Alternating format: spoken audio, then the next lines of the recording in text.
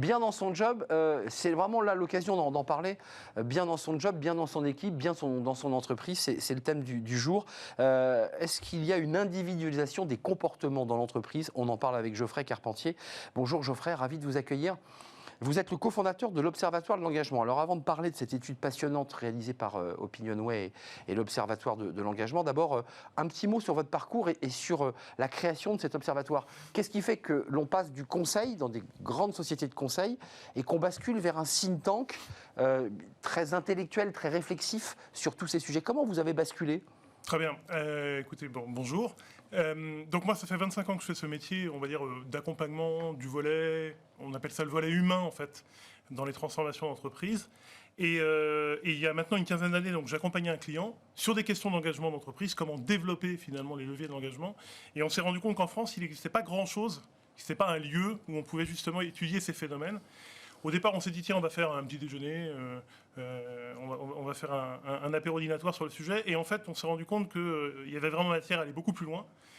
Et nous est venue l'idée de monter un observatoire, et donc qui est un think tank ouvert à tous, alors aux professionnels, aux étudiants, aux académiques, pour étudier les phénomènes finalement d'engagement en entreprise. On l'a monté en 2014. Excusez-moi, d'engagement ou de désengagement? Ou de désengagement, bien sûr, absolument. C'est le sujet. Ça fait partie du sujet. Votre client est devenu donc finalement un des piliers de ce think tank, on est d'accord? Oui, c'est mon cofondateur, on est tous les deux, elle s'appelle Fabienne Simon, et absolument. On l'a monté en partenariat avec Paris Dauphine pour la caution académique, et on utilise également les services d'Opinionway, puisque chaque année, on publie une double étude, Quanti-Quali, et le Quanti se fait avec Opinionway.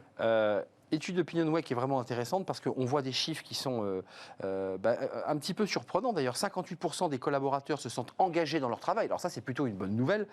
Encore que l'appartenance à son équipe prend désormais le pas sur celle liée à l'entreprise. Alors ça dit quelque chose de très fort. On s'est resserré sur l'équipe et on en oublie la marque et l'entreprise. Comment vous l'expliquez, ça? Alors, on peut effectivement l'interpréter comme ça, c'est une première interprétation.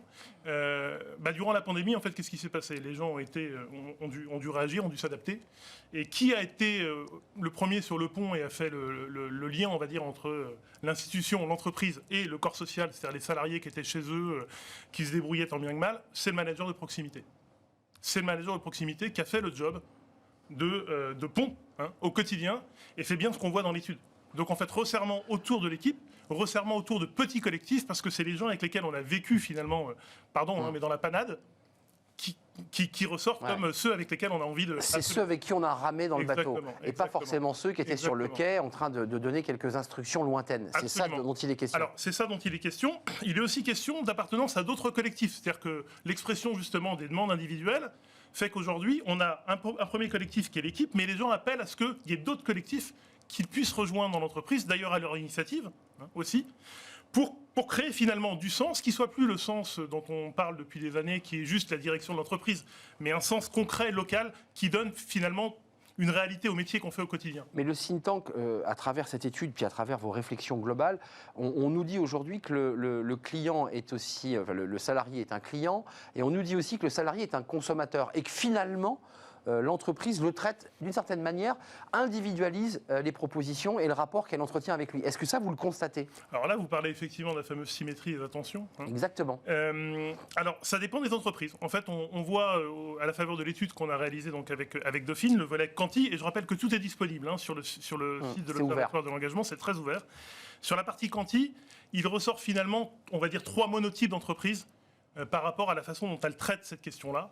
Est-ce que finalement, on décide d'aller toujours plus vers répondre à des attentes individuelles, ou à l'inverse, on décide de maintenir un cadre collectif, ou bien on essaye en agilité d'être un peu entre les deux? Mais ça, c'est le côté entreprise. Est-ce qu'il y a un phénomène sociologique d'individualisation des comportements? Est-ce que ça, les DRH vous le renvoient aussi en disant on a des individus, on n'a plus des groupes? Alors, en tout cas, l'enquête montre, alors c'est du déclaratif, on est d'accord, mais l'enquête montre que les managers comme les collaborateurs reconnaissent que, au retour de la pandémie, les comportements sont plus individualistes. Ils le reconnaissent, y compris les concernant. C'est-à-dire qu'ils se mettent dans le...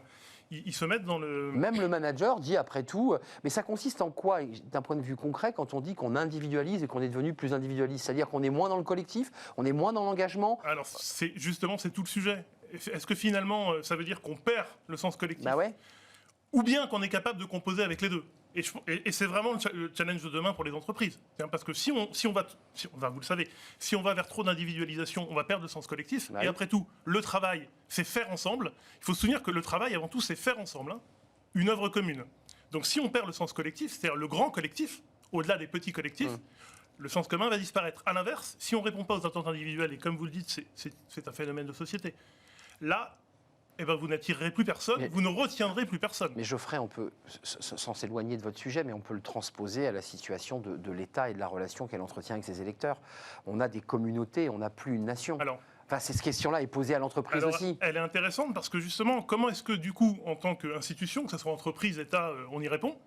Est-ce que finalement, on se lance dans une entreprise de séduction en voulant à tout crin répondre aux attentes individuelles au risque de perdre le sens collectif, ou bien au contraire, on garde une forme de cap, une forme de cadre de référence, et on permet quand même, ici et là, la prise en compte d'attentes individuelles. Tout l'enjeu est là. Hein. Avant de nous quitter, ça c'est des sujets sur lesquels j'imagine vous vous penchez, peut-être pas avec autant de précision, mais on a des salariés qui disent, moi je veux venir en covoiturage, je veux venir avec un vélo, il faut que vous me mettiez un vélo à disposition, je veux venir avec un bus, mais il faut qu'il soit électrique, moi je veux venir avec ma voiture, il faut que j'ai un parking.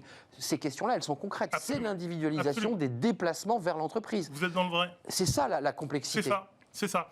Et en fait, les entreprises qui sont les plus avancées, j'ai envie de dire, ou qui ont vraiment pris ces sujets à bras-le-corps, partent du principe qu'il faut reconstruire une forme, on va dire, de contrat entre l'entreprise et les salariés. Et un contrat où on va être sur... Pardon, on revient sur une vieille logique de droit et devoir. C'est-à-dire, oui, je t'accorde cela, mais en contrepartie, j'attends cela. Parce que sinon, finalement, vous mettez le doigt dans l'engrenage. On est d'accord. Donc ça veut dire que derrière, le salarié prend beaucoup, mais rend peu. C'est ça la difficulté du DRH, c'est de se dire qu'est-ce qui me rend aussi. Alors justement, je vous invite à regarder le volet quantitatif, puisqu'on a des témoignages d'entreprises. Il y a une façon de répondre à cela. Il y a une façon finalement d'éviter justement le déséquilibre. C'est passionnant. Évidemment, à examiner dans le détail pour tous les DRH, ce sont des documents ouverts, donc évidemment à votre disposition, qui vous permettent d'avoir une photographie. Ça va en s'arrangeant, on va aller vers plus de collectifs, ou vous avez le sentiment qu'il y a une lame de fond qui dépasse l'entreprise vers une plus grande individualisation du comportement? On va aller vers des collectifs différents. On le voit d'ailleurs dans les revendications syndicales. On va aller vers une pluralité de collectifs, d'appartenance en fait à des micro-collectifs, mais l'enjeu restera le même. C'est-à-dire que vous ayez une appartenance à un collectif ou des appartenances, à un moment il faut le relier à un sens plus élevé.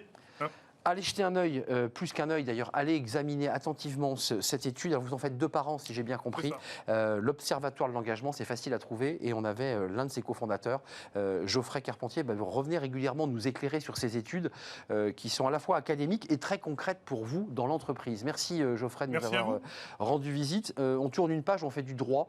Ça va vous intéresser évidemment. On va parler formation justement dans Smart et Réglo. C'est notre rubrique hebdomadaire, vous la connaissez.